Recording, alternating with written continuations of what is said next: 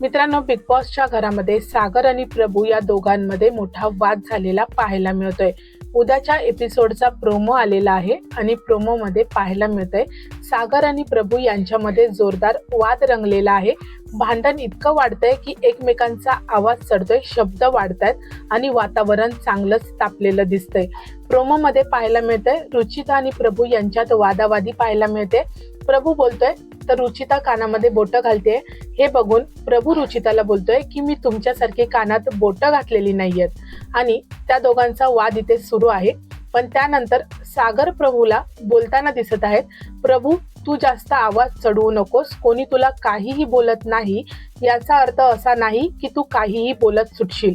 तर प्रभू सागर यांना प्रत्युत्तर देताना बोलतोय की मी काहीच बोललेलो नाही आणि त्या क्षणी प्रभूचे चेहऱ्यावरचे एक्सप्रेशन बघून तो सागर यांना रागात ठसन देताना दिसतोय आणि ते प्रोमो मध्ये दिसतंय.